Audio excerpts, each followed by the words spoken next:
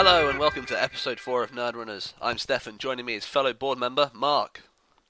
Good evening and welcome to our fiscal meeting for the quarter. Just the quarter, eh?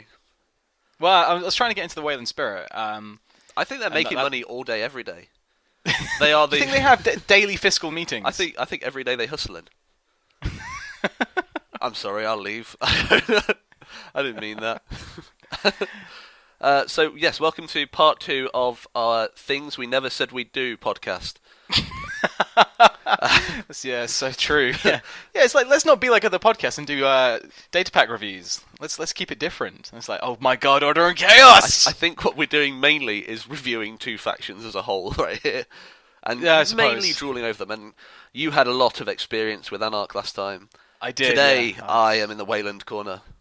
Welcome to my office. Have a seat. Ignore the smell of freshly burned flesh. For the last 4 weeks, I've really struggled to put together a Weyland deck that used these new cards. I've just had this mental block with it. I don't know what's wrong with me. They require an entirely new playstyle. Yeah. That's what I've realised. And it's the first time I've actually built a Weyland deck that I am fairly happy with, that can just keep going normally. Yeah. I'm concerned I might be building something efficient and it scares the hell out of me. So I've had to settle for giving them stupid names. What was the one you, was it? Oh, it's like the war her, what is it good for type. Oh yeah, name. I'll talk about this first deck first of all, which is a Titan Transnational deck, and it is called Space Her. Good God, y'all! What is it good for? Economic development in low GDP countries. Because I tried to just throw in government takeover and see what happened. And all the space ice, and it's working surprisingly well. I think people come at it and go, I have no idea what you're doing. And I was like, I don't think I know what I'm doing either. But I know Mark Yale's the boss. He is pretty cool. I did kind of regret not putting him in my my Titan deck that I managed to cobble together. And then there is Argus Security, which is the janitorial division, just because you're constantly clearing stuff up. Such as traffic accidents. I assume you've got the cleaners. Oh, in there naturally, as well. of course I have. Just for flavour. I mean, I'm not that big a fan of the cleaners, but I'll take what I can get. And what's it? Vulcan cover up. Yeah, just for the sheer threat of death. Yeah. How about you? How have you been enjoying Weyland? Have you built anything at all, even though you've been struggling? I don't know. I didn't really tackle Gagarin. I had a couple of ideas for it, but again, I was like, maybe I was more taken with Titan and Argus. I was like, oh, maybe I'll build something for those two. I had a really good idea for an Argus deck Tuesday morning at work, on my way to work. And obviously that's the kind of point of no return where I don't have my cards with me to build that deck for Tuesday evening. So I was like, oh, fuck sticks. But no, that one was the idea behind that was to kind of use snatch and grab as another way of kind of, because when I've been a runner and it's been played on me, usually I've been like, oh, I'll take the tag because I want to, I'll at least make you spend a click and 2 credits to trash one of my resources rather than it just trashing straight away. But then I always forget that I'm tagged by snatch and grab. And it's like, oh, maybe there's something in there with Argus, like another sneaky way to kind of tag the runner. But that didn't come to fruition, unfortunately, because I didn't have the cards. But no, yeah, the Titan deck I built was fairly standard. Pretty much most of the new cards in the pack. Mostly kind of playing off the whole agenda counter stuff. But I didn't have Mark Yale. I thought maybe I'd try Grendel Refinery instead, but realizing much later into a game that how good Mark Yale would have been. I think it's because it's a very weird card to look at and talk about and try and figure out. That's what I've come to with a lot of the cards in the new set for Weyland require a fair amount of thinking how this would be good, and it takes you about 3 or 4 games to go, actually this would be really good here. I'm still trying to figure out how I can work the board in without it being just weird. See, I think that if you're going to do like a many agenda Argus type deck where it's constantly tagging or meat damaging, then the board would be really good in there. Like late game, all of a sudden, all those 1-point agendas the runner stole are now nothing. Something like that, I think, would be quite good for it. And it's 7 to trash. But now we're getting into the specifics of the cards. Shall we start from the top? Let's go from the top. Did you want to talk about the actual identities first? Because I know we left them till last with the runners. Yeah, let's lead in differently this time. So, let's talk first of all about Argus, seeing as we were just talking about. So, Argus security protection guaranteed. Whenever the runner steals an agenda, he or she must either take 1 tag or suffer 2 meat damage. We never sleep. The creepiest, most wonderful thing in the world. I really like this one. Yeah. And it works surprisingly well with stuff like DRT. You either take 2 meat damage, or you take 2 meat damage. Exactly. You res it before the access, and it's like, do you really want to access now? Yeah, I this is the one I like the most. Mostly because I think it's quite similar to the NEH dedicated response team deck that we've kind of been refining the last few months. I've just kind of I feel with this one it's the many servers approach to development of you just kind of having lots of 3-1s and 2-1 agendas that you can kind of just install in remotes, and then snares and other mean things like psychic fields and cerebral overwriters and just other things that are going to keep hitting in the remotes. It does play well into a them. sort of half supermodernism build, as far as I can see, just with just damage, all the damage all the time. It's very Weyland. It's the kind of Weyland I think everyone's expecting in this expansion. Yeah, absolutely. Cause, I mean, well, we'll get onto it later, but I was kind of assuming their 5 influence kind of boss identity was going to be something to do with meat damage, and I'm kind of glad it's not. Yeah, which makes a lot of sense. I think Weyland is a lot of meat damage. That's what people associate with, but they're also just screwing with the runner, like because they have all the money and they take over everything all the time. But no, I like this. I like giving the runner a choice because the runner will nearly always make the wrong choice when they look back at it and think, "Oh shit, I should have taken the tag," or maybe I should have taken the meat damage. And what I saw the other day was someone stealing an agenda with 1 card in his hand. He's like, well, I either die now, and then the guy across the table just flashed him a sea source. He's like, not sea source, scorched earth. Yeah, it's like, whoop, okay. Well, damn. I guess I'm screwed if I win, screwed if I don't.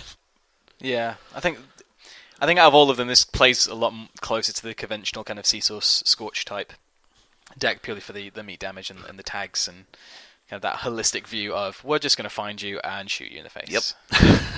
They never sleep. And I love the building in the picture for Argus Security has like just covered in windows, so they're just looking out of every single facet of that building, watching. It's just entirely glass. It's very 1984. Yeah, very, very much so. I just expect Batman to be on one of the gargoyles. Maybe he works for Argus Security. They've got evil Batman. Well, there is a contract killer coming in the Sansan cycle, so maybe we'll get some like street vigilantes as well. God. Okay. All right. Well, I guess we'll move on. It's a fairly simple one. Argus is. Yeah. Gagarin Deep Space, expanding the horizon. It's 45.15. As an additional cost to access a card and remote server, the runner must pay 1 credit. And Sic Iter ad Astra, which I think loosely translates as "Thus you shall go to the stars." Anyway. Sorry, no, I was lost looking at the card for a second. I was just like, it looks so serene. Yeah, but it's it's just Weyland. I can't help but think, it's like, oh well, we'll just do our stuff in space. We're the first people in space to do stuff in space. Yeah. And I like the flavour of it because if you want to try and get to anything, you have to go pay a little bit more money because you've got to buy more intertubes to get to the web in space, where all these things are kept. I don't know. That's exactly how it works. I've been quite sick.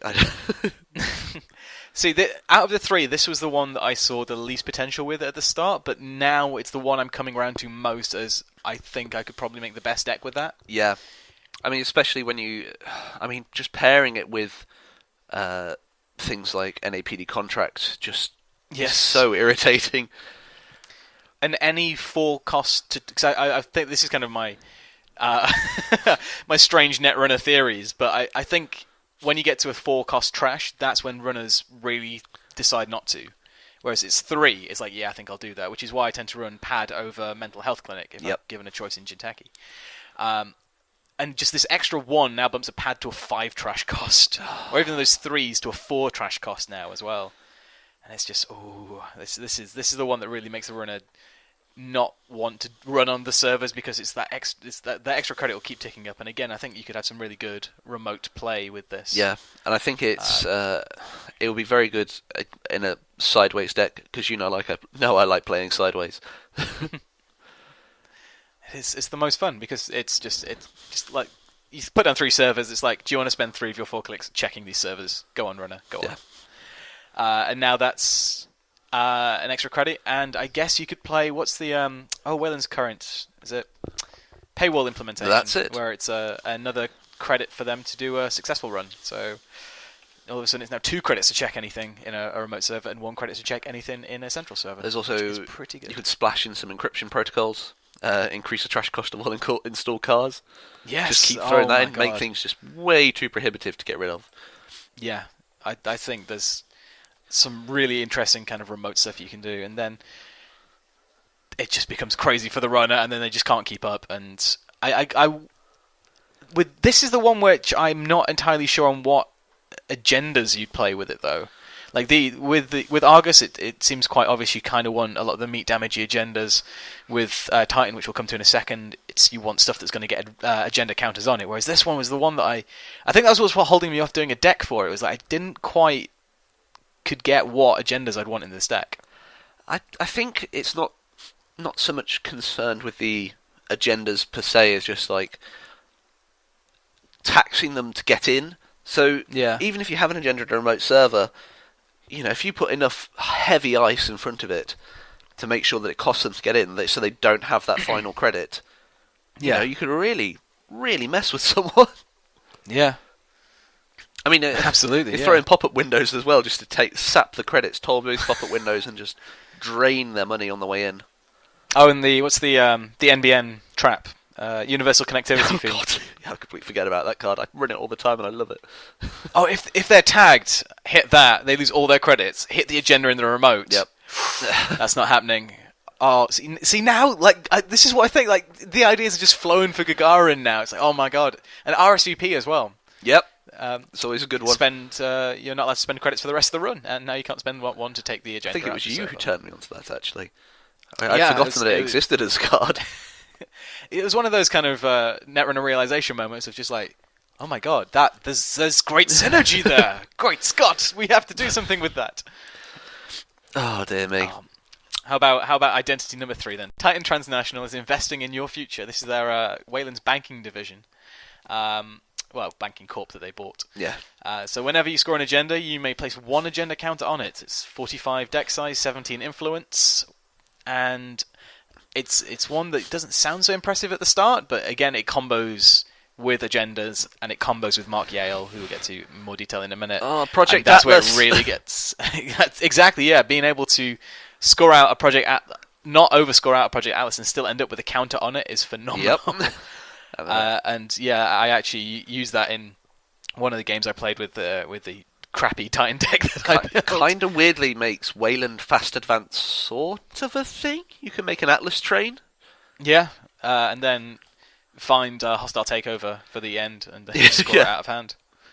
So yeah, I mean that's a really interesting possibility to do a Weyland Fast Advance. Yeah, which is just madness.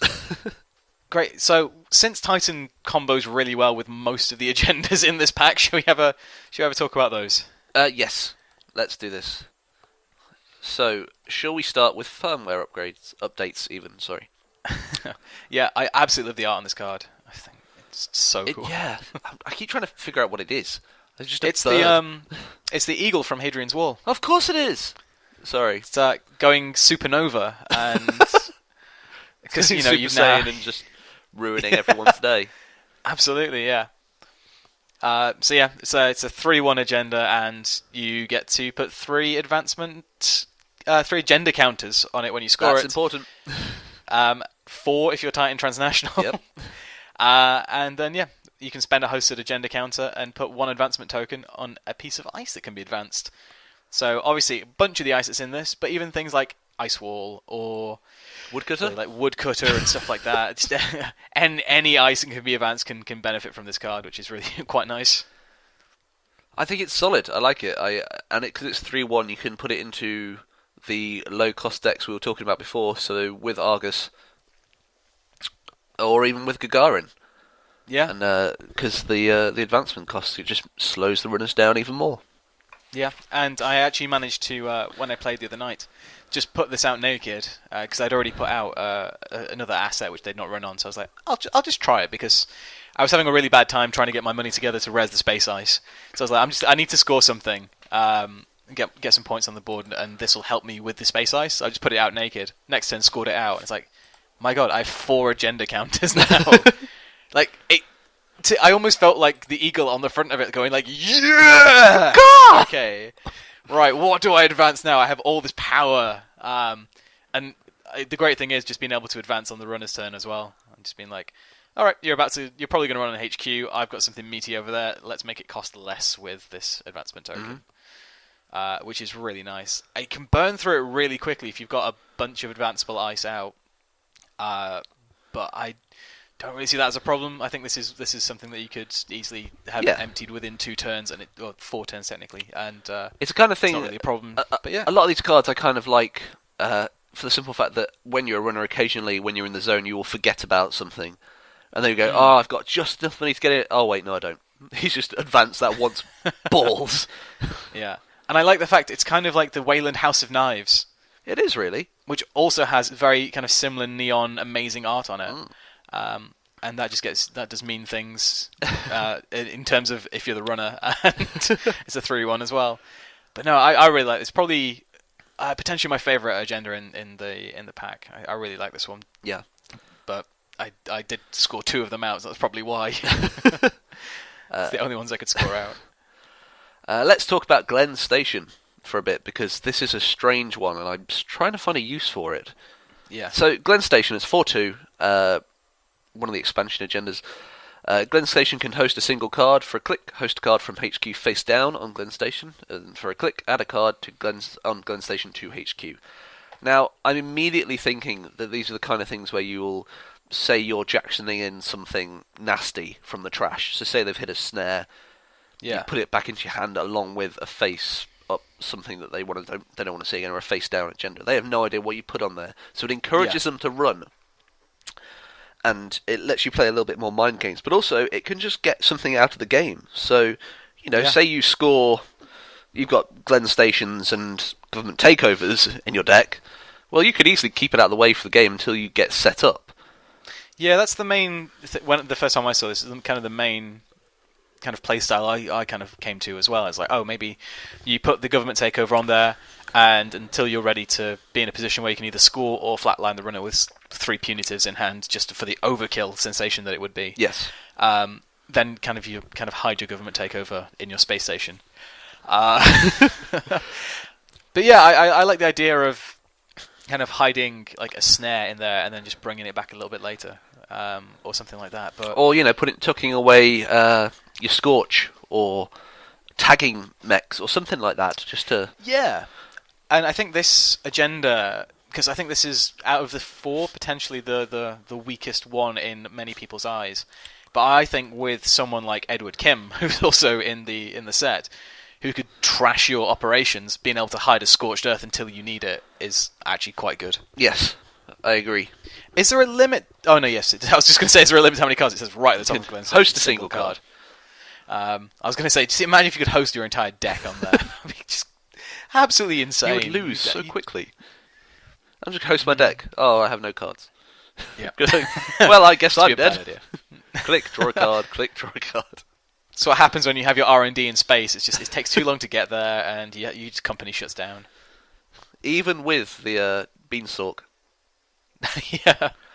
Now you see, you think that Glen Station's the weakest one, or a lot of people do. I disagree. I think High Risk Investment is potentially the weakest one. Yeah? Yeah, because of the cost. It's a 5/3. And you place an agenda counter when you score it. For a click and host agenda counter, gain 1 for each credit in the runner's credit pool. Now, maybe it's just the meta or meta I run in, but yeah. A lot of the runners tend to be quite credit light. And for the cost for a 5-3, I think there are better agendas to go in there. Yeah, I guess so. Maybe this plays more to an ID that's not yet out. Potentially. But I do like the idea of if you've been siphoned to death and the runner they can't do anything more, but you say you had this in a remote server, then you can score it out with maybe the root or something like that, or you have a single more advancement to use on it, you score it out, you then click and get all the money back that the runner siphoned from you, and then, assuming they're still floating tags, like closed accounts them or something like that. But it's or even if you have a reversed account ready to go, just taking all the money, equaling the runner's money, or taking the same amount as the runner, and then just reversing their accounts and getting rid of it all. Don't get me wrong, I love it for its janky plays, but it just seems kind of very, very situational. Yeah. But that's personally. I mean, I'm always happy to hear other people that that do these things properly. Because let's be honest, I'm a terrible Netrunner player. I like the idea though. Like the art on the card is he's basically built a pyramid out of playing cards. But if you're actually trying to score this agenda out, you're probably doing anything but sitting back and relaxing. It's a 5-3. You have to put quite a bit of effort in to score this out. I don't know. I mean, if anybody would like to let us know how it would work, I've yet to see it work. Please drop me an email at our email address, Mark. Nerdrunnerspodcast@gmail.com. Hey, plugging. Okay, let's talk about the best one in the entire deck. Sure. Oh, just before we do that, I was going to say, and with Titan, it gets an additional agenda counter, so you could get the twice over the runner's money as well. That is true. If you I hadn't thought about that so much. Cool. Yes, government takeover. The potentially, before this was in my hands, in our hands, fictitious card that is, oh my god, absolutely real. It's insane. I love it. I think it encourages a style of play I'm not entirely prepared for. But it means that you'll be very nervous every time they access anything. I think I like how all the big boxes have given the corpse that one crazy agenda. So HB got mandatory upgrades, which is a 6-2, but gives them a click. Jinteki, I suppose theirs would be Future Perfect, which just protects itself until you put it in a server. Just about. And then Government Takeover, which is crazy. It's for a click, you gain 3 credits when you've scored it. There's 1 Government Takeover per deck. And it's a 9/6. I mean, honestly, a 9/6 and it's a That's unique card. 4 turns to score it out. Well, yeah. Assuming you're completely dedicated to scoring it out. And you're insane. You have to be very confident. Yeah. I do like the flavor text on it, which is, it is essential to liberate a populace from tyranny before that tyranny takes root. It's like, oh yeah, we'll just turn up before anything goes wrong. It's ours now. We're the dictators now, yeah. And I'm wondering whether the art on the shoulder pad, whether that is Arcus security. Oh, it might well be, actually. But, it's very nice. I came up against this the other night when I was playing, and they slow advanced it over a course of many turns. I ran on it when it was 3 advanced, but I decided not to access because I'd already seen Cerebral Overwriter when I'd been keyholing. Yep. And I was like, oh, this is 3 brain damage right now. I've got most of my... I probably had my Levy in hand as max, which is why I didn't do it. And I was like, if I lose this Levy, I could end up losing the game. So I jacked out, and then it got to 6 advancements, and I was like, fuck, I need to run this card. Because if it is Government Takeover, they score it out next turn, and... Because I was already on 6 point, I got 2 very lucky pulls, 2 3-point agendas really early in the game. I was like, I have to run this because otherwise they've equaled me, and maybe they've got some 1-point agendas. Because I just hadn't been. Well, that was the thing that turned me onto it. Was I'd been keyholing for like 9 consecutive turns and seen no agendas. I was like, I know I have 2 3-pointers. I was like, oh, right, I see. They've obviously lowered the density by having Government Takeover. But by the time I realised that, it's like, that's either a 6 advanced Cerebral Overwriter or it's the Government Takeover. And unfortunately, I was in a position where I didn't have enough money to use my Singularity to get in there and destroy it, because obviously with Eta, hitting the Hadrian's Wall before it, I was just like, there's no chance they scored that out. But the funny thing about it is, and this is what I loved, is much later in the game, they were like, oh fuck, I've just been gaining credits. I could have been clicking and gaining 3 with government takeover. Because you get in that mindset of, I've scored it out, I've basically won the game, so you forget it's a click for 3 credits ability. Yeah. And it's a particularly unique one, I think.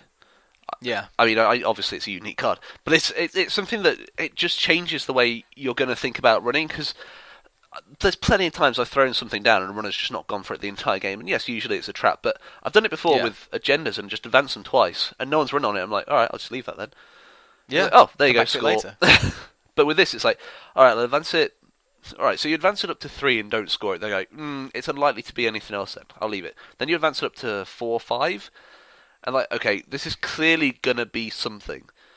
Yeah. But do you want to take the risk? Especially if you have seen that Cerebral Overwriter early on. Yes. And I love Cerebral Overwriter, but I can never get it to work, and this makes it very viable. Yeah. Absolutely. Yeah, it was that initial fear of the Cerebral Overwriter, and then the later fear that it's either going to kill me or they're going to almost win the game. They're going to get to the same match point that I'm on.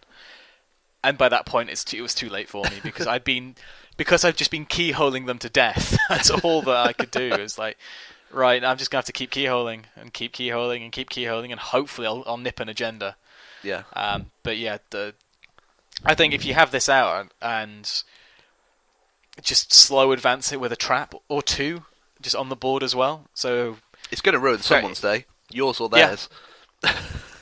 I think give the runner a great big choice to make of, do you think it's kind of like how Jinteki, when they get something to 4 advance or 3 advance with a Mushin, and it's like, oh, this is getting into Ronin territory, I'm going to have to run on that and deal with it now. I think that's kind of the government takeover. You're going to have to start thinking about highly advanced. I mean, for all I knew, that could have been a Grindor refinery as well. Yeah. So yeah, there's so many fake outs you can do, and it would be quite funny to build stuff up on, say, a Cerebral Overwriter, and they're thinking, all right, you get to 8 advancement tokens on it, and then they're like, do I run? And if they don't run, just drop 3 tricks of light and just move them all over the place. Like, all right, I'll score these out. Yeah. Or just dump them all on a government takeover and go, okay, right, next turn I'm winning. Yeah. Oh, jeez. And then this just combos really well with all the other things, like it's a shipment from Kaguya as well, where you can just place advancement tokens on 2 things. Yep. So 2 advancement counters, 1 on one and 1 on another. Can't be the same card. And then you just keep playing those, 1 on a government takeover and 1 on a trap, and it's like, which one's which? Which is the safe one? And then it turns out they're both agendas, and they've won the game. Or they're both traps, and neither one of them is like, either way you're doomed. Yeah. Well, that's all the agendas, so where would you like to go next, my fellow board member? I think probably move it, as is the order in my binders, into assets. Of course. Because obviously they're alphabetized by type. Yes, assets. Do you want to talk about the big man first? The big dog on campus? The big dog. What, as in the collective big dogs, or the big dog? I don't know. Mark Yale. I'll make the decision. Mark Yale, my new favourite everything executive, who's a little bit odd to understand when you first look at it. He's just a 1-cost executive. Whenever you spend an agenda counter, gain a credit, and then trash or any agenda counter, gain 2 credits. So, if you're ever short of money, taking a long-term loan from Mark Yale might be the best plan. I've got a feeling that a lot of people are gonna disregard him based on the fact that he is a little tricky to understand. Yes. I mean, God knows that every Netrunner podcast other than us has been banging on about him, so I very much doubt it. Well, that's a good point, yeah. But he is a must-include for practically any Titan Transnational deck. Yep. And really most Weyland decks, because the amount of money you can get off of him is insane. I know, like, the time in the game where I really wished that I had him included was I'd scored out geothermal fracking, Mm-hmm. and it had a third counter on it thanks to Titan. But I knew that taking the bad pub money was really going to set me back, because the runner would then have bad pub for the rest of the game to use on me. And because they had a stealth suite, they were getting through for practically nothing anyway. I was like, I don't really want to give them even more like recurring money they can use against me. I was like, shit, if I had Mark Yale, I could cash in the 3 counters for 9 credits instead of a no bad pub, instead of 2 clicks, 14 credits, and 2 bad pub. Yeah. Fuck. Okay, for 5 credits less and no bad pub, I wish I had Mark Yale in this deck. He's just kind of, he's strangely brilliant. And I think it is, when you very first look at him, he's just like, oh, that's kind of interesting. But I also forget about the trash as well. So if you ever just want to clear some space and gain some money, it's like, all right, I'll just get rid of Mark Yale. we'll fire him, or we'll move him to a different division. And I love in the background as well on the the TV screen, it just says Trust Corp Banking. Yeah. It's like, yep. To be fair, you are much more reliable than destroying the Earth for money. Well, yeah, I guess. Yeah. Like you're a nice way to not get any bad pub. No, I really like him, and I'm a bit gutted he wasn't in my deck. Yeah, I'm not going to be running without him, I think. And like I say, when you trash him, you can just say that he's gone somewhere else, like to the board, for example. Oh, I see what. Yeah, thank you. Just validate my existence. Cheers. Board, the Weyland Executive. It's kind of cool. Each agenda in the runner score area is worth 1 fewer agenda point, and then there's the usual gubbins about trash and being added to the score area worth 2 points. See, the one thing that interests me most now, and this is definitely future looking, is that Director Haas was a 5 trash. Mm-hmm. Chairman Hero was a 6 trash. Now the board's 7 trash. Does that mean the NBN executive, like top tier executive, is going to be an 8 trash card? That's what I wonder. Oh my god, they're going to have to be very powerful to be an 8 trash card. Yeah, because in terms, Haas gave you an extra click.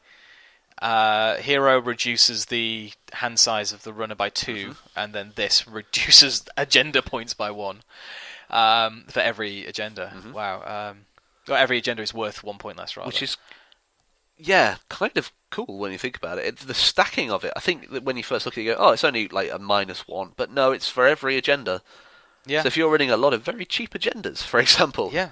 Or if you're just running all 2-point agendas, as a lot of decks do, then all of a sudden, instead of 6 points, the runner's now on 3 points. Oh, think about if you're running Glen stations and firmware updates and just low cost, it just plays into that wonderful, well, now I haven't got anything. I've got to get rid of this board. And you put it down behind 4 layers of ice. Like, well, you're not going to get to the board.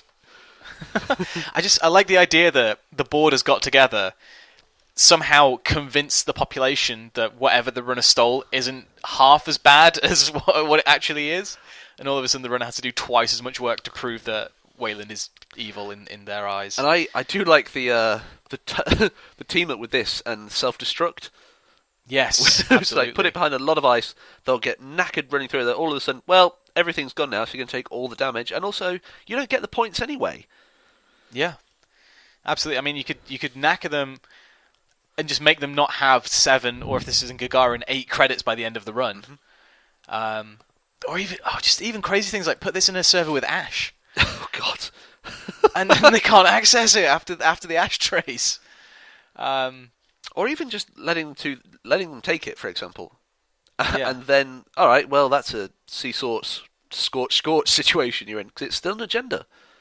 Or the funniest thing, if they take it, or if you say, for example, if you have the boards in your server, one resed, one unresed, they come in, they trash the first board, taking it for 2 points. You then res the second board, making the board they just stole worth 1 point.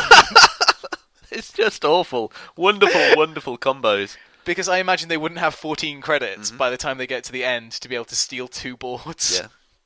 Or trash 2. I realised I said sea source, I meant mid-seasons. My bad.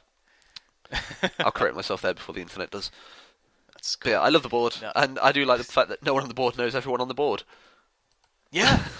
some people on the board are holograms. You see, I think there's a reason I enjoy playing Weyland. And you know the long-running thing among my friends, Mark, that I am evil.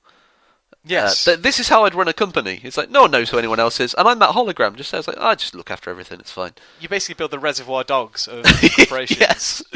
Code names, no one knows who anyone is. Cutting the ear off anybody who wrongs us.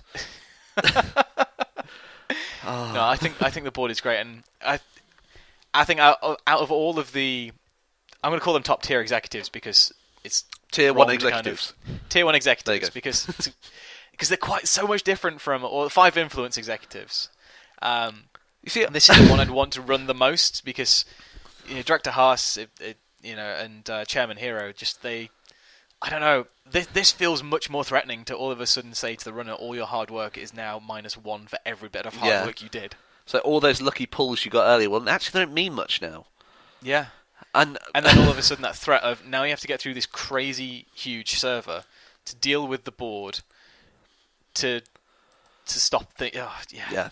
I was reading something about flavor in Netrunner the other day because I'm a nerd and I like role playing, and saying that conceivably the board for Weyland could contain every other executive. In Weyland or in every every executive from any other faction. They could all be on the board for Weyland. Yeah, you'd never know. So I might build some kind of Super Friends deck with that. A super executive deck, yeah. Just throw everything in there. Use up all my influence on that. It'd just be Grail Ice and Weyland Ice, and that'll be it, really. Oh no, you'd if you're using all your influence on the executives, you couldn't use the Grail because that's influence as well. It's true. Oh well. just use all the Weyland Ice then. I don't care. Yeah. Cool. The next one that I really want to talk about is Constellation Protocol, purely for the reason that a runner pulled this out of my R&D, looked at it, and said to me, I don't understand this. How can this be 0 to res and 4 to trash? It's because they just didn't understand that exchange of it cost me nothing, but it's going to cost you 4. Yep. And then after playing it later, because they didn't trash it, and being able to move the advancement tokens between the space ice, and all of a sudden you've rezzed one space ice, don't need the tokens on it anymore. Now all those tokens start migrating to some other unres space ice. It's so good. They just look at it going, absolutely brilliant. Dear. I love Constellation Protocol. I think it's great. It's one, again, that makes you look at it and think. It's all things that make you think in this. They're like, oh, well, how can this... They play into such wonderful combos. Yeah. No sensible, boring, do-it-yourself fast advance, just leave it to do its job. No, this you actually have to go, well, this turn, I can move this here, and then I can do the agenda counter, and then I can... It's just like... you just spend 2 minutes doing your turn before your turn actually begins. Kind of like the cash shop noise type deck, where you... Yes. By the time you've used Aesops and Wildside, and then the corp starts taking their mandatory draw, and you go, I've not even taken click 1 yet. It's like, whoops, sorry. I do like that mirroring, though, that the Anox have kind of this virus management, and Weyland has the kind of agenda token management all going on, and it's so kind of thematic and kind of symmetrical in such a weird way, considering what the two stand for. It's like, but you both end up doing the same things, but just on different sides of the equation. No, it's just the two sides of the same coin. Live together in harmony. Come on, guys. Well, Space Camp, our last Oh asset. God, everyone loves Space Camp. Who didn't want to be an astronaut when they were growing up? I know. It's still just it just makes me giggle. It's just future leaders start here at Space Camp, sponsored by Weyland Industries. I love it, but again, this falls into the 50th card issue that I have when I build decks, or for corp decks anyway, and it's like, I really want to include this, but I've kind of got a pretty solid 49 already. That's all I've heard so far is like, I wish I could put Space Camp in, but it's just not good enough. It's a good, cheap ambush asset. It's very good. Yeah. You can really screw with people, but really, it's... I don't know. I think this could be really good in a Personal Evolution Jinteki deck. It could. I have put it into my NEH deck. Oh, really? Yep. Because you can place an advancement token on a card that can be advanced. And it's just an extra card to throw sideways. Oh, of course it's... Yeah, you install it in the server. Yeah. Oh, man, Cost that's 3 good. to trash, nothing to res. Come run, come run. I hadn't thought of it like that as well. Yeah, Yeah. just any... I suppose this would probably, if I was building it, find more of a home in a Gagarin deck. Yes. Because you want the assets, then all of a sudden it's 4 to trash. And then you can advance your agenda or advance some of the space ice. And yeah. I just love ambushes. I mean, as we spent like half a podcast talking about them before, but ambushes are just great. They are good. They're very good. And they just kind of... I love the look on someone's face when they flip and go, oh, come on. Yeah. I was playing... That sudden realization that they've run literally into your trap. Oh, it's great. But no, yeah, I really hope it starts to not be the 50th card for a lot of people, because I think it's a really, really great card. I think we'll just have to see what comes along. Yeah. I think it will. There's, as always, as we know with Fantasy Flight, you can come back to cards months later and they'll be relevant again. Yes. I mean, I'm still waiting for absolutely. Woodcutter to become relevant and Tyrant. I don't think it ever will, but I think maybe they've washed their hands of those maybe. cards by now. Foxfire as well. Why not? I don't know. There's a ton of virtual resources now. Yeah, but it's the 50th card. Yeah. Do I include this Foxfire, or should I include something like this crazy ice that I need to protect myself with? Or should I drop a hedge fund for a Foxfire? Decisions. Oh man, I think it's time to talk about the space ice. We've Well, yes, space skirted around ice, it long cosmic enough. ice, whatever you want to call it. I think cosmic ice sounds better, but if only because I was trying to build a deck called Operation Cosmos the other day and it didn't work. But anyway, space ice we'll talk about as a whole because why not? So, because of Orion, they do kind of work They as a do. whole. And I don't know if you've noticed this as well, but the flavor text across 4 of the 4 cards, if you put them in order of Asteroid Belt, Wormhole, Nebula, Orion, is actually a poem I hadn't written in noticed rhyming that. couplets. Yeah, if I can see it on my screen, his belt of stone did shake and shatter, as through the door of light he came. He bent his bow of stellar matter, and seeking prey, he then took aim. Wow. Which is a lovely little poem across the 4 cards. You know what? Now I just want to run them even more. They are, and they're so beautiful to look at as well. They It's just are. the art on them is just fantastic. They all make up parts of the Orion card. The art. I'm trying to see. Oh, I hadn't even noticed that. Maybe. Yeah, well, I can kind of see like the asteroid belt and the wormhole kind of art in there. Anyway, look, we're going to get sucked into an art hole. Right. Or a wormhole. Shut up. Pick a card, start there. We'll go from there. All right. Well, I think we should probably start at the top then. The first line of the poem, Asteroid Belt. Well, Asteroid Belt, Wormhole, Nebula, all 9 to res, and they can all be lowered by a res cost of 3 for every advancement token on them. So if you advance each one 3 times, then you are advancing them for 0, which is fantastic. It is. If you think about it, it's a click and a credit to later save yourself at 3 or 6. Or up to 15 for Orion, because that's a beast. It's a hell of a card. And as well, I love the little things like the strength increases by 1 every card. So Nebula is a 5 strength sentry, Asteroid Belt is a 6 strength barrier, Wormhole's a 7 strength code gate, and then Orion is an 8 strength multi. Awful. So barrier, code gate, sentry. It's an 8 strength awful. I think we can just call it awful. And yeah, so we've got Asteroid Belt ends the run. Wormhole does the crazy thing of resolving a subroutine on another piece of resed ice. Nebula will trash a program in true Sentry style, and then Orion does each of them. Yes, and the best thing about it is if you have another Nebula resed when you hit an Orion, you can trash 2 programs and still end the run. I particularly like Wormhole, and I know lots of people have been looking at it and going, what does that do? Put it with something like Architect, for example. Oh my god, yes. Now, how annoying would that be? To, just, you have a Wormhole there, it just sits there for a while, and then you run through, and then you res behind, just before they access, you res the Architect behind it. You're like, okay, I'm going to trigger this just to go through these cards, and then if you want to keep going, you're more than welcome to, but I'm just going to keep triggering Architect. Because then you start multiplying the number of architects you have on the board. Yes. Just with the wormholes. It's phenomenal. Wormholes and Orions, and you stick 2 wormholes down in front of an architect. It's just funny.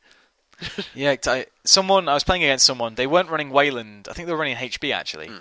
And I ran at their HQ. It had 1 piece of ice in front of it, and they had 2 cards in hand, and they didn't res their HQ ice. And I stole a Project Wotan. I was like, okay, so you had at least 1 agenda in your hand. I took it. Why didn't you res the ice? I was thinking.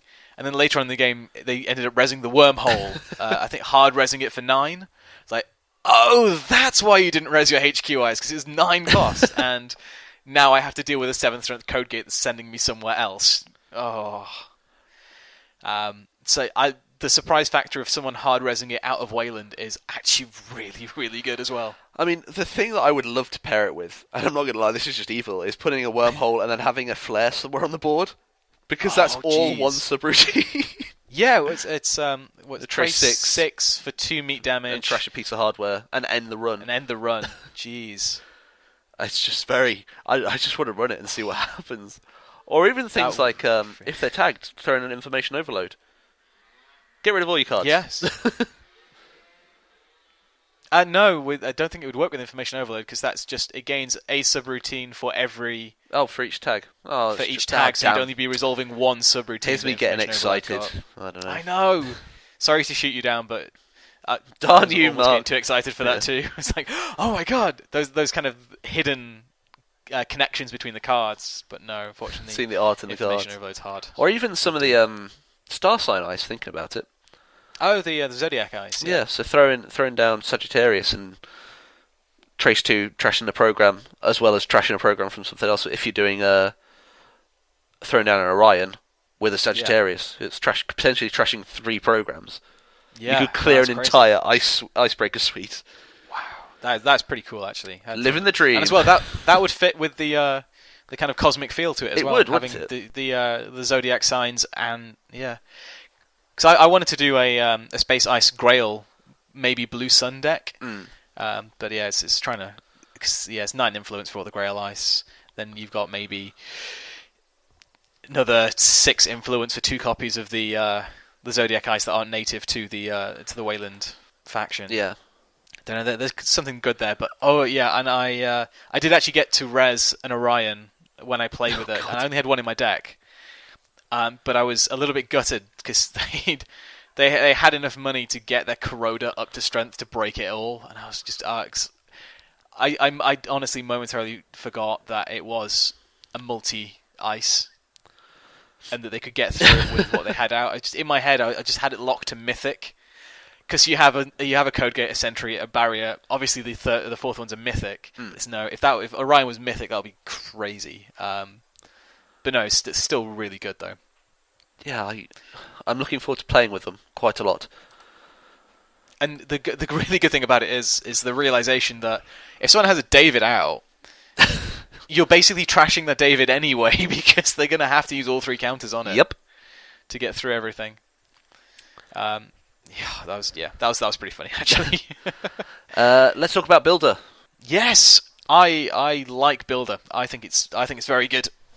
Partly because I played my deck against a kit and kept moving this Code Gate to the front all the time just to screw with them, which makes it an instant win in my eyes that I got to screw with someone. But no, the fact that this on one of my servers, I had 2 builders in my deck. One was in front of a wormhole, and they were kind of wise to me. They constantly kept breaking it because they were so worried about me basically getting a 6 credit discount on the next thing. That at one point, just for the way the server had been built, I had a builder in front of an ice wall, and they let it fire, and the ice wall went to strength 3. I was like, aha! Now you have to spend a bit more money with your Corroder. It's a little win, but even in front of something that isn't the Space Ice builder is actually really good as well. And it also combos quite well with Firewall, because you can advance that as well. This is true. This is true. I was going to do exactly that lead-in. It does combo well with Firewall. Shut up, Mark. Because it gains a strength for each advancement token on it. And it is definitely a literalist. Yes. And I think now as a Weyland person building a deck with Weyland Ice primarily, I would totally put Firewall in over Hive. Yes, almost certainly. I'd say 90% of the time. Yeah. It's just solid. It's strong, reliable ice, and I think that's what was missing a little bit. Because, you could also come with the same thing with Ice Wall and have Ice Wall, Firewall, Ice Wall, Firewall, all across all the walls.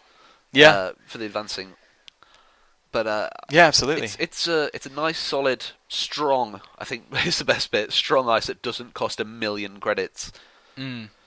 Because the other things like Hadrian's Wall, which is great, but there's 10. There's a nice. Yeah, you're paying twice as much for 2 more strength in the end. Yeah, and another subroutine if they try and break it. But no, I really like Firewall. I think out of all the cards, that's probably the one I'm going to use the most in other, not just other Weyland decks, but maybe splashing it into other factions as well. Yes. It's only 2 influence as well. It's not too bad. It's not too bad. It definitely replaces certain things. Yeah. For any corporation who's struggling with barriers, Firewall is now a pretty decent replacement. And then, what else have we got? We've got Searchlight.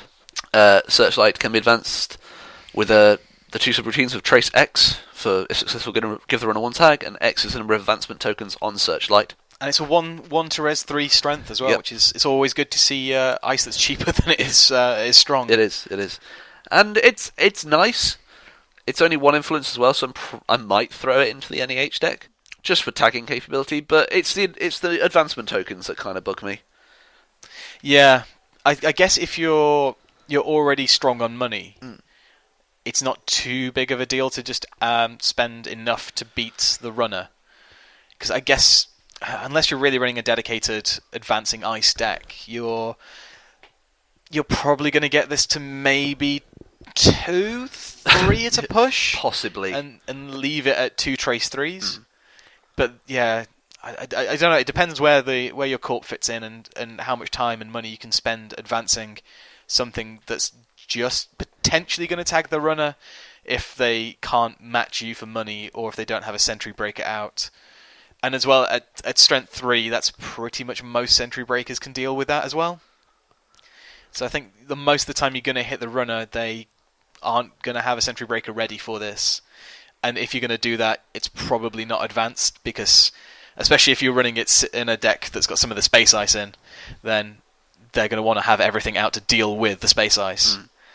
So yeah, I think I don't know. I think the window for using this is a lot smaller than a lot of the rest of the ice in this. Yeah. In the big box, but it's still 2 traces potential. You just give me pause for thought, and that's worrying when I'm actually thinking about my Netrunner decks. Yeah. I mean, I like its 2 subroutine. Any multi-subroutine ice I like because it just makes it just more expensive for the run to get through. But yeah, I think the fact it's 2 tags, they're gonna come through. The best you could maybe do this is put it in Argus, where you want them to be tagged and still maybe access something and then take either tags or meat damage. Yep.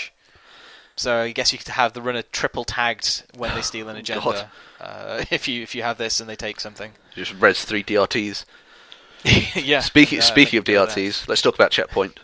Oh yes. New illicit ice. It's obviously get bad publicity because it's illicit.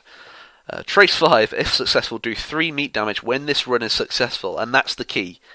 Because what you are then asking the runner is, do you want to continue? Also known as, are you feeling lucky, punk? Yes. And it's like, I know I've said I'm going to move stuff around in the NEH deck. Now, I've never, ever wanted to put a card in more than these. I'm considering throwing out some snares just to put these in there. Because it stops you wanting to continue. It's like, and then if you do, well, if I've got a DRT on the board, you're pretty much done. Yeah. It's you have to run with a full hand. And there's only one other court build I know that makes you want to run with a full hand. Yeah, I was thinking maybe a Jinteki deck would really, really benefit from something like this. I think it would. Where you don't want to run on... You can't run through it, or... the only one that wouldn't benefit so much would be replicating Perfection, where you could just run and then jack out after this piece of ice and you've done your run on the central, assuming this was on central. But then I guess you'd probably put this over your remote. I'll just put one over a central, one over a remote. Hope for the best. Yeah. And really make them struggle. And again, this is another cheaper to res than it is strong, so it's a 4/7. I still can't believe that. The strength 7 blows my mind at times. I mean, admittedly, you're taking a bad pub, but clearing bad pub isn't too bad. And it's going to get easier with the Santan cycle Yes. as well. But even now, even if you only res one of these in a game, that's one bad pub. It's still a trace 4 because they assume they use the bad pub against you.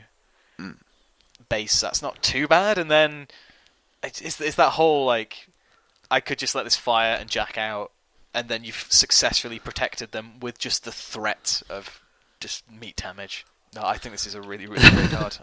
I very much look forward to putting in something. It's the kind of thing that makes me giggle maniacally. Like, I win. You win just by resing checkpoint. Yep. Constantly. Oh, man. Well, that's the ice. How about the operations then? What do we think to the 3 that we got? Housekeeping's fun.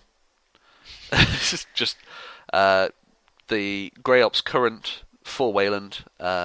First time a runner installs a card each turn, he or she must trash one card from his or her grip. So it just continues cycling, and I think it's a nice answer to Max after a fashion. Yeah. I think it's well, at least something to make her run through things faster. To be honest, I've played quite a lot of Max now over the last 3-4 weeks, and once you have an Eater, a Keyhole, and maybe a Fem down, you pretty much don't install anything else unless you're crazy like me and you run quite a lot of resources like Joshua B and Data Elite Reversal and stuff like that, which you can sometimes get by without doing. So I think a standard Max deck is pretty much event heavy, so it probably wouldn't be too difficult for them to deal with.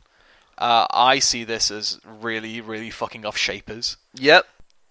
Because all of a sudden, if you want to put down that self-modifying code, you're going to have to lose something else. Good lord. It's always funny. which I really like the thought of. And yeah, noise as well, like really virus heavy, constantly trying to trash it, all your stuff cycling. with... I mean, you throw down a Parasite, great, throw away a card. Carry on. Continue. The runner does get to choose what they lose, don't they, though? Yeah, but I mean, how often do you have cards in your hand that you want to get rid of? That's true. Unless a situation really demands that you can't use a particular card, then yeah, you're going to be stuck quite a lot of the time. But no, I like that. I like that we've got some. We're starting to get a lot of good currents now. Like it's not just this kind of one time fad that we kind of had in the game, and it's like, oh, currents. No one, at least not in my meta, and not from really what I've heard, really played currents all that much, and they weren't that great, except for maybe Enhanced Login Protocol and Replicating Perfection. And now we're starting to see more and more mean currents from the Corp, and I'd be quite interested to see how much time they dedicate, or how many cards they dedicate to currents in the Santan cycle. I hope it's quite a lot. Yeah, it'd be nice, because I know they're going to go big on cybernetic and genetics. Yeah, cybernetics and genetics for hardware and locations and stuff like that in the next cycle. So it'd be nice to see some maybe some cybernetic currents or something like that. I think HB is getting a cybernetic current. Yes. Which just, I think it's, whenever you do one brain damage, do one more brain damage. Which is just awful. Which is just mean. But also fantastic. Yes. Patch. Yeah, again, this is good. It's just one of those things where it was kind of like Boxy when that came out. It's just like, okay, plus 2 MU, plus 2 hand size, kind of does what it says it does. And just plus 2 strength for the host ice for patch. It's good. It's solid, and it's good. Nothing to play as well. It's a free plus 2 strength on something. Yeah, and I like the fact that it is the apple from Archer and Sharpshooter as well. And Sharpshooter, yep. And I do also like the fact that the flavor text is update 1.1 fixes some stability issues, maybe. Like most updates 1.1. But yeah, I think that there'll definitely be you'll have like one ice in a game where you'll be like, right, this one needs to have plus 2 strength to really stop the runner getting through, or to really tax them a little bit more. Yeah, I think this is good, and I think it could potentially combo quite well with Sub Boost as well, which is a neutral one, which we might as well talk a little bit about now since it's another condition. Mm-hmm. And I'd completely forgotten conditions existed in the game before this set. Because obviously you've got Oversight AI, and Sub Boost is another zero cost operation. You install it on ice as you do with conditions, and a Sub Boost gives the ice barrier subtype and then the run subroutine. So all of a sudden you can make a sentry, a mythic, a trap, if for whatever reason you'd want to make that a barrier as well. Just cause. And code gates, barriers, and make them end the run. So if you have a particularly nasty something that just lets the runner through, now it can end the run as well. Well, and it's also, I keep looking to the flavor text because it just says it all, which is, it's fun watching them derez after hitting Enigma. It's like, bonk, no you don't. Sorry. Out you go. Especially if you've just got a heavy, like, throwing down code gates, and they're like, oh, okay, I've got my break. No, you don't. But yeah, again, that's the downside. It's twice as easy to get through having two subtypes, but you can stop the run. Yeah, it's the end of the run I like more. The barrier I can take or leave, but the end of the run is very good, especially for very porous ice. I mean, I don't know, throwing that down on a data raven. Why not? You know? So not only do they have the trace, they have an end the run to get through as well. Yes, exactly. It's like, well, you can break the trace with money if you want, but then you might not have enough money to get through the barrier. Whoops. And Data Raven itself is basically an end the run for the encounter ability. Pretty much. And let's talk about my favourite operation. Traffic accident, which is just... it should be an NBN card, frankly. It's the other side of breaking news. It really, is. It's isn't exactly that. Plainly, if the runner has two tags, do 2 meat damage. Traffic was murder. It's also that. It could also be the sacrificial clone car from that. It's like, whoops. Oh yeah, good point. I hadn't even thought about that. Yeah, he won't have to vertical park after all. It's a nice. It's only one influence, which is great compared to the 4 for Scorched Earth. Yep, Scorched Earth. You can run 3 of these. Yep. For 0 credits each to play, compared to the 9 you'd pay for 3 Scorched Earth, and also you'd still have like 9 influence left over to play other things. It's grand. It's crazy. It's great, and you know it does work out of NBN. If you're playing a tag hell deck or a tag and bag, any variation on that, just being able to pop 2 meat damage on there as well is great. Yeah, and I think I mentioned this before. I don't know if this is actually on the podcast or in person, but the fact that it's the 2 tags, all of a sudden people might not want to just score breaking news out of hand. Yep. I like that it's kind of repurposing an old card that is just traditionally blank. Yes. Because no one really uses the tags much, it's unless they're really pushed. You just advance, leave it, and then at the start you go, boop, done. Yeah. I think Traffic Accident is really good, and if you're Weyland and you have this and you have Scorched Earth and you have Punitive's Counter Strike, just the runner just can't do anything without that. They're just going to get destroyed. With the idea that Weyland is selling affordable meat damage now. Oh dear me! Right, we're blasting through. We're nearly there. Come on, power through. Yes, we have 2 upgrades. One of them, Satellite Grid. It's 1 to res, 3 for the runner to trash, and each piece of ice protecting the server is considered to have an additional advancement token on it. It's brilliant. So, yep, that's again. It makes all your space ice 1 cheaper, or 3 cheaper technically. 1 advancement counter cheaper to res. Not really. I don't know, because it feels like it combos so well with the space ice. I can't for the life of me think where else you might get use out of this. Stuff like Hadrian's Wall. Is that advancement tokens? Yeah, I guess any of the advanceable ice. Yeah, any advanceable ice, and that's about it, really. Yeah, but I mean, the real benefit comes into the space ice, obviously, but yeah, I guess Firewall can now be a 6 strength, and it's 3 influence as well. Let's be honest, who's going to be running Satellite Grid out of faction? True, it's there for one thing. Although this might be really nice if you've got just to really make. I was just going to say if you've really stacked your server and you have maybe your wormhole followed by a firewall followed by another firewall, so then you've got basically 3 advancement count, 1 on each of them. So yeah, maybe really stacking the advanceable ice becomes quite a good play when you have Satellite Grid. I want to build a woodcutter deck. I'm desperate to build one. I might throw one in. I might throw a woodcutter in just because, with Constellation Protocol and the Satellite Grid, and have all of a sudden Resident goes, "What's this?" Oh, it's a 9 subroutine woodcutter. Well, anyway, that's the dream. It's really living the dream. And then there's the twins, because anything worth doing is worth doing twice. And obviously it's been pointed out already by many others, but that is the same flavor text as on Deja Vu. It is. It's great. And I love as well the twins is 2 to res and 2 to trash. Just keeping the theme going throughout the card. The Sysop, and whenever the runner passes a res piece of ice protecting the server, you may reveal and trash another copy of the ice from HQ to force the runner to encounter the piece of ice just passed again. Now, the instant I see this, I immediately think of Kamainu. Yes, because then it retains the original subroutines, doesn't it? It's just atrocious. See, I see this more as a really good splash into a HB deck, because then they've spent all their clicks clicking through your Heimdall or whatever, and then all of a sudden you can pull another Heimdall out from HQ and say, now you don't have any clicks, have some brain damage and end the run. This is true. It's very true. But then the only problem is you're then sacking like an 8 to res piece of ice, a quite strong piece of ice. All you need to do is put that in front of your scoring server, and it's a one-time thing. It's like, okay, well, you're running, I'm resing this, and I'm resing the twins, and because I'm playing Foundry, I've got this copy in hand. Yeah.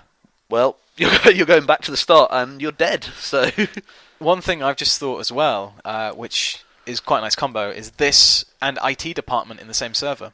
Well, that's very true. You crank up the strength of the ice with IT department, make it horrendous for them to get past, and then show them the same ice again with the twins, and now they can't get past it because it was so horrendously expensive to get past the first time with IT department. Or even just jacking it up again because IT department is just a power counter. And it's so cheap to splash everywhere. We're going to be seeing the twins friggin' everywhere. Yeah, it's one influence, isn't it? Yeah. It should be 2 influence, really. It should be 2 influence. They messed up there. Yeah, you hear that, Fancy Flight? We're on to your little game. You done fucked up, son. Right, we've got 2 more cards. 2 cards, yes. Both upgrades, both neutral cards. One we talked about a little bit when we did our ambush special way back when. Cyberdex Virus Suite, 3 to res, 1 to trash.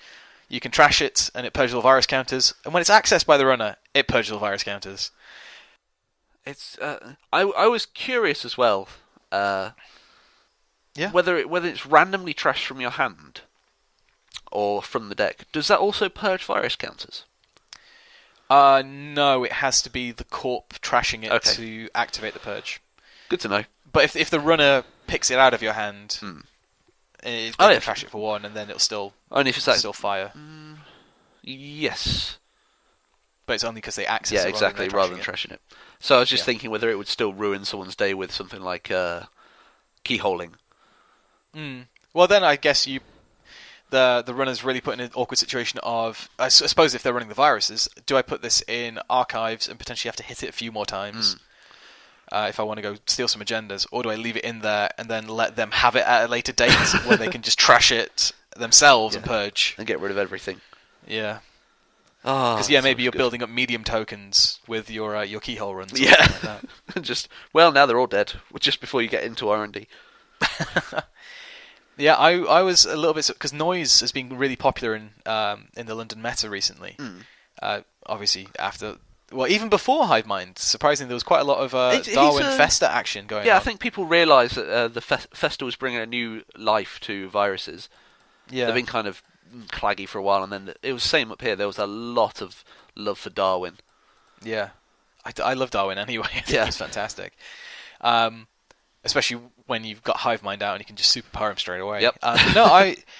Because I know, and this is something I bang on about a lot, but I was really surprised there wasn't like the reactionary response to Virus Suite that we get with a lot of cards when they come out.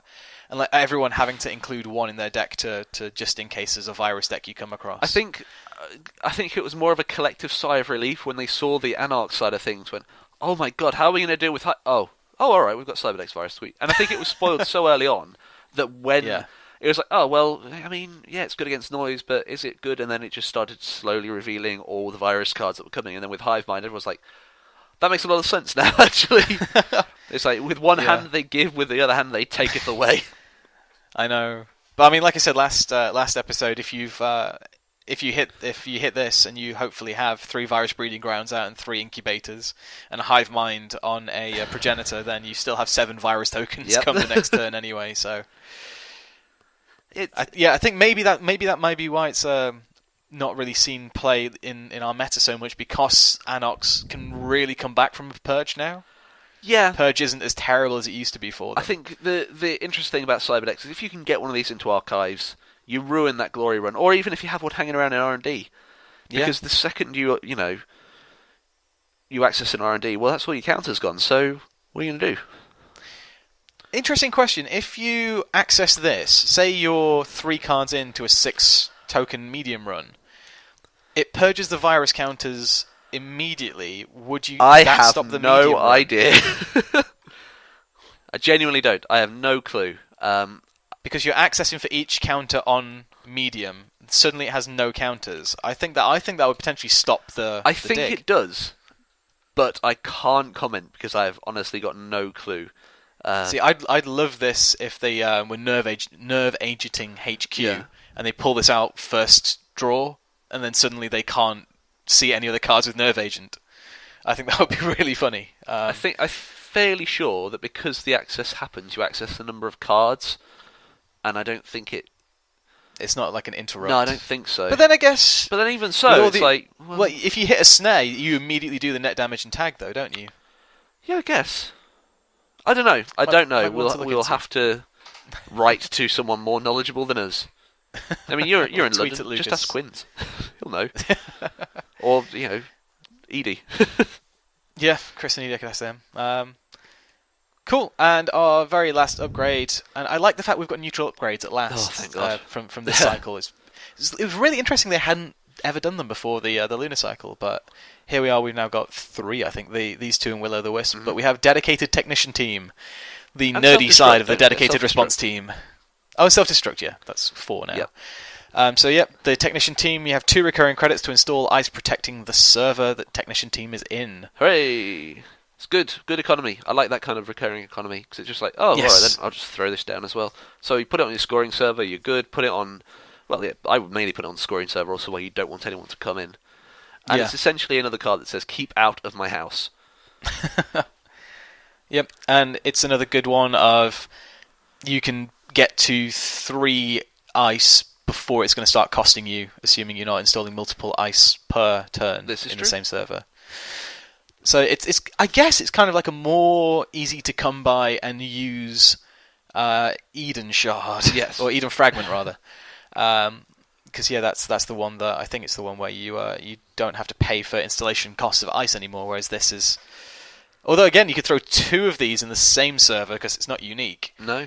And have 4 recurring credits to install ice in that server. Throw all 3 down. Why not? Let's go crazy. Let's just make all the ice server one massive Glacier deck.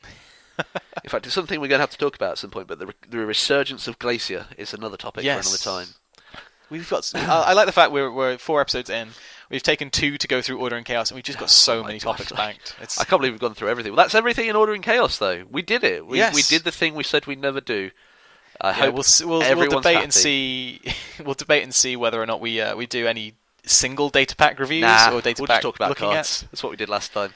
But yeah, we'll probably go crazy when the NBN big box comes out because we both quite love NBN at the moment. How crazy I'm going to get when the news team comes to town. Although there is something from the Sansan cycle which I think I'll spoil offline for you because it's literally only just come out. But it's indeed it's the new NBN ID supposedly from the Sansan cycle, and it's really fun. Oh, is that was spoiled today? Yeah, spoiled today. Are we sure they're not doing a hunt again? They might be doing a hunt.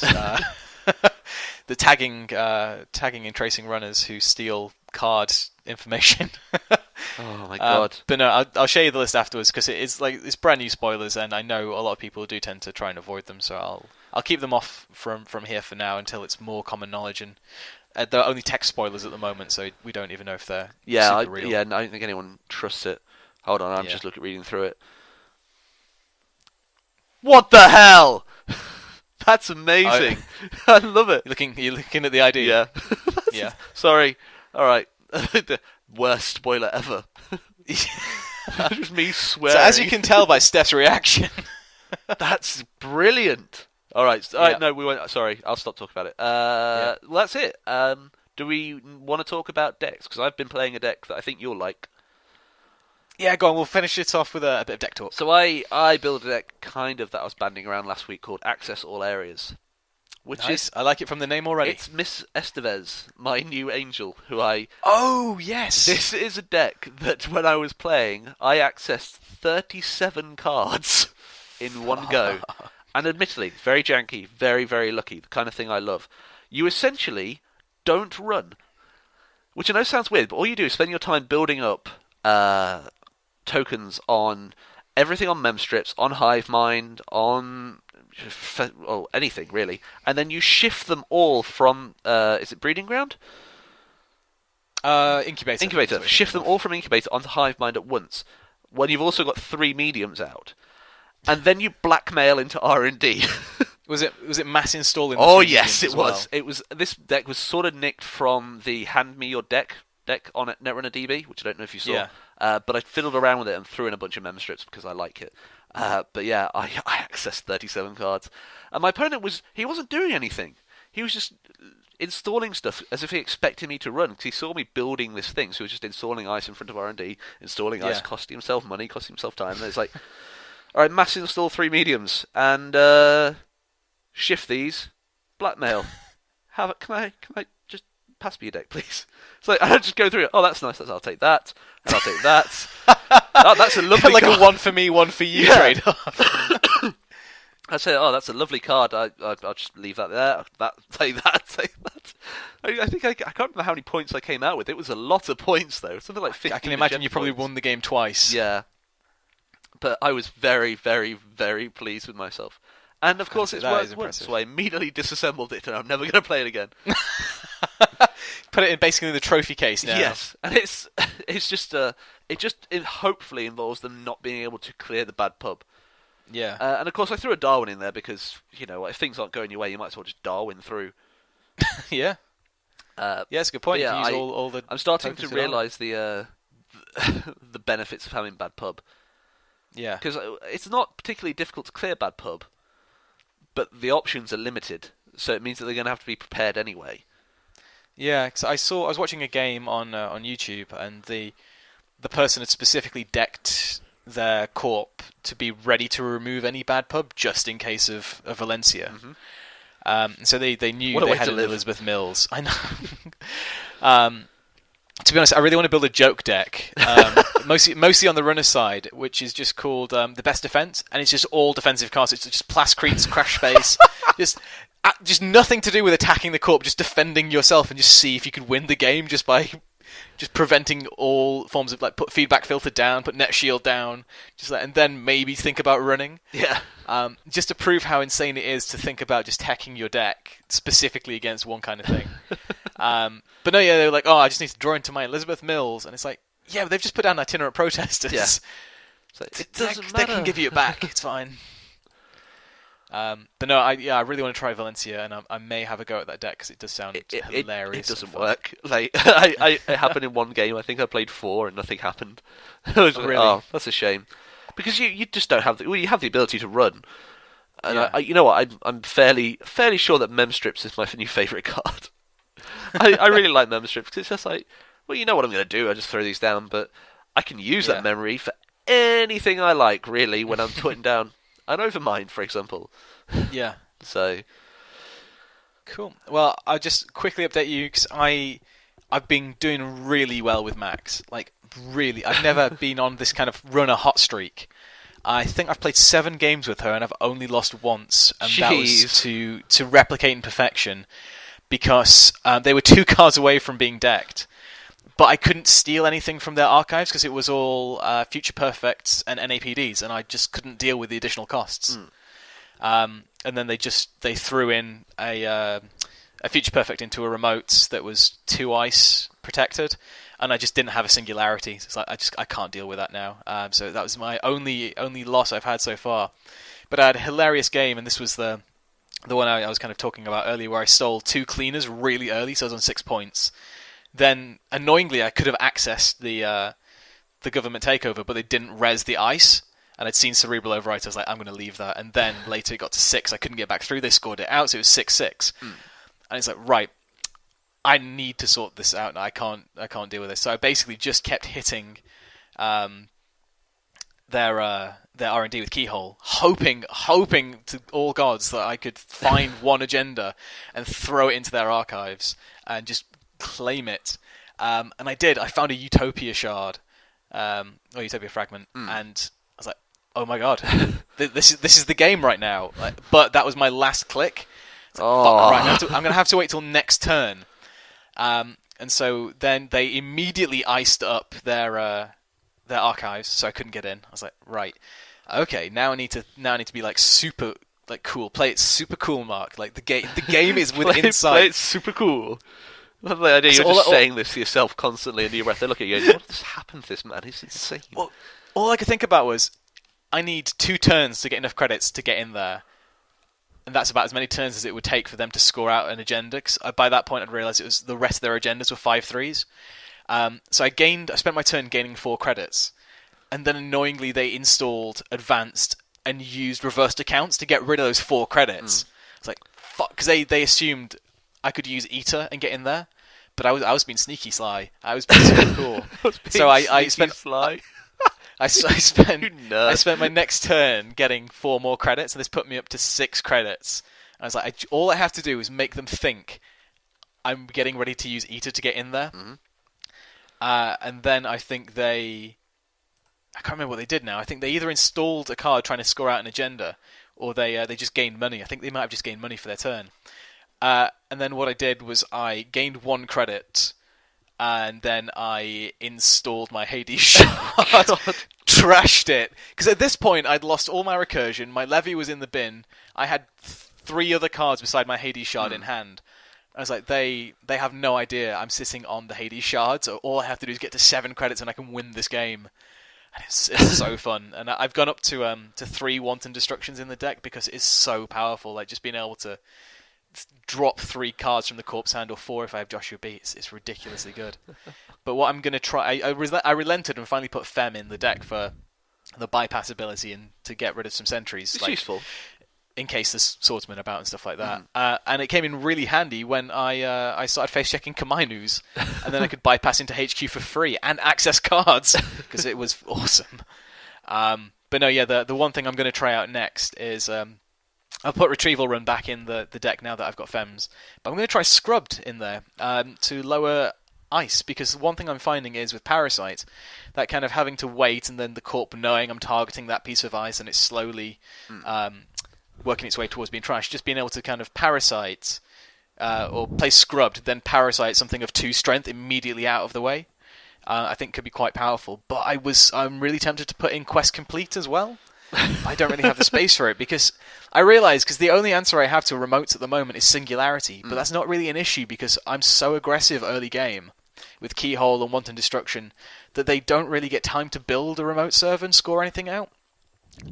So I thought maybe Quest Completed would be there. Then it's like, but odds are it's going to get trashed, and then it's another card I need to Deja Vu back, and I think I'm just going to stick with Scrub for a little while. And then it's also gives me a current just in case, because I've never actually played with currents in a runner, so this would be quite interesting. But yeah, what's the shape one for running all servers? Notoriety. Notoriety, yeah. Might be worth putting one of those in there as well if you're going to be running everything. That's true, actually. Yeah, I think there might be 2 influence for those. It's only 1. Quest Complete would be. Is it only 1? Yep, Ooh, only 1. Interesting. And yeah, get an agenda point. Good. Might be worth it. Yeah, because a lot of the time I tend to end up sitting on 6 points. Yeah, and they're just like, well, I'll just run and run and run and run. It's still a successful run with Eater, so... Yes, that is true. Might not be a bad idea. But no, I absolutely love him, Max. this is probably the first. I think it's kind of the same feeling I had when I started playing that Near Earth Hub dedicated response team deck. It's like first time you've had fun playing. Like I'm doing really well. I enjoy the kind of the post look of shit trashes, and then I have to work out what the hell I need to do with the cards I have in my hand and the cards I have in my heap. And again, it's such a fast deck as well. And I managed to actually win my first game without cycling back into my deck with Levy. Oh, nice. So I was just so fast and just trashing so much stuff. I could just run in, get the agendas, and I wasn't even halfway through my deck at that point. Max is just like... This is the thing. Like I had so many ideas what to do with Edward and Valencia and Max, but just nothing on the Weyland side. Whereas I had the Weyland and very little on the. We work very well together. We do, yeah. Anyway, let's wrap this tale of industrial woe. So I hope you've enjoyed listening, and as we said earlier, you can get in contact with us through the email address, Mark. Nerdrunnerspodcast@gmail.com. I hope you realise I'm never going to learn this. I know. I'm happy that I still remember it. Good. So it's a mini fist pump every time I do. You can find us on Twitter. I'm at House of Moose. I probably won't respond. Mark is at Marcus Friend still. Yes, and I probably will respond. Yep. But it's only because you don't really use Twitter. And I'm desperate for affection. If you find me, just message Mark. He'll pass on a message for me.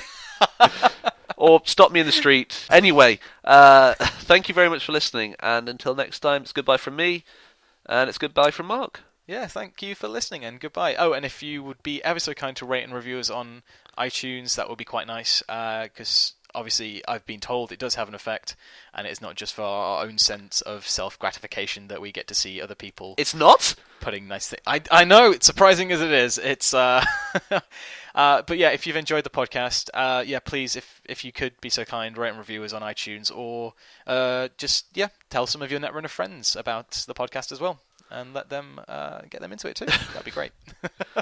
Right, I'm off to design more decks. Okay. Bye. Bye. I don't know how to end it.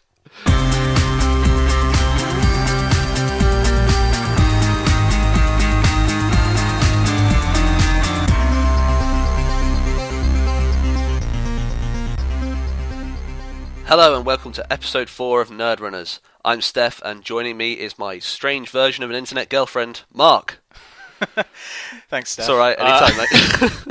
I was going to say something along the lines of my fellow board member, or my co-executive. I was just, when you have a realisation that this is going to sound dumb, but we probably cut all this. But when I was a teenager, and I was like, oh yeah, people would have internet girlfriends. I'm like, oh yeah, I suppose Mark's that, because I talk about you a lot, but no one's ever met you. Like, what is it, the girlfriend in Canada, the Americans? Yeah, exactly. You're my girlfriend in London. I'll do another intro, and then we'll do board members, right. Okay? I had to get then I'll put this at the end, and it'll be really funny. Yes.